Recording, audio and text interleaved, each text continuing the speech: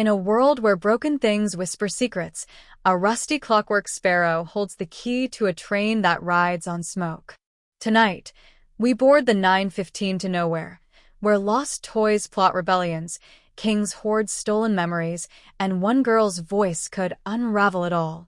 This is the Clockwork Sparrow.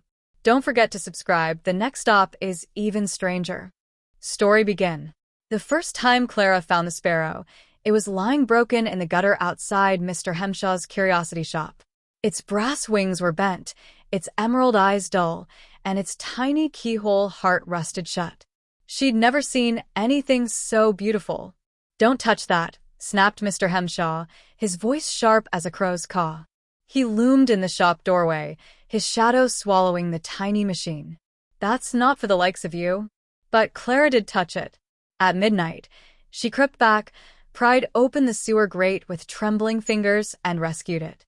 In her attic room, she oiled its joints, polished its feathers, and whispered secrets into its silent beak. On the third night, she inserted the silver key she'd stolen from her father's desk. Click. Whir. The sparrow's eyes blazed green. It tilted its head and sang a note so pure, Clara's tears fell like diamonds onto the floorboards. "Hello, little thief," it said. The sparrow's name was Larkspur. It belonged to a world of forgotten things, a place where lost toys, abandoned dreams, and broken promises went to live. But Larkspur had fled. "The King of Dust is hunting me," it trilled, hopping onto Clara's shoulder. "He wants my song." "It's the last one that remembers the sun." Clara didn't believe in fairy tales. She believed in hunger, in her father's whiskey breath, in the way the attic rats scratched at the walls. But Larkspur's song made her bones hum. "Take me to your world," she said. The sparrow pecked at a crack in the wall. The bricks crumbled, revealing a door the color of twilight. Behind it stretched a train made of smoke, its cars filled with porcelain dolls stitching their own tears, tin soldiers marching in endless circles, and a locket that pulsed with a trapped heartbeat. "The 9:15 to nowhere," said Larkspur. "Next stop, the Kingdom of Dust."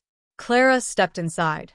The train hissed through a land of ash and echoes. Dolls whispered warnings. "The king turns memories into coal. He'll burn your joy to keep his throne warm." When the train halted, the station was a ribcage of rusted iron. The king waited on a throne of melted watches, his crown a hive of dead bees. His voice was the creak of a coffin lid. "Ah, Larkspur, you've brought me a new songstress." He pointed at Clara. "Your voice for your freedom. Sing for me, or feed my furnace." Clara's knees shook. But then she saw them, the coal in the king's hearth. Glowing fragments of laughter, first kisses, and birthday mornings. "He burns memories to power his kingdom." Larkspur nudged her ear. "Sing the song I taught you." She closed her eyes and hummed the note that had made her cry. The king recoiled. "No." "That's sunlight." Her voice grew louder. The ash clouds parted. A beam of gold struck the king's crown. The bees stirred, alive and furious. Chaos erupted. The dolls revolted, stabbing the king with their needles. The tin soldiers aimed their rifles at the furnace. Clara grabbed Larkspur and ran, the Kingdom of Dust collapsing behind her. At the threshold of her attic, the sparrow grew still. "Your key is spent," it said. "I must return to nowhere." Clara clutched its cold body. "But I'll forget you." "No," Larkspur chirped. "Stories remembered are sunlight. Sing mine, and I'll never fade." The next morning, Clara woke clutching a brass feather. Mr. Hemshaw's shop had vanished. But in her pocket, she found a ticket stub. 9:15 to nowhere. One way. Seat reserved.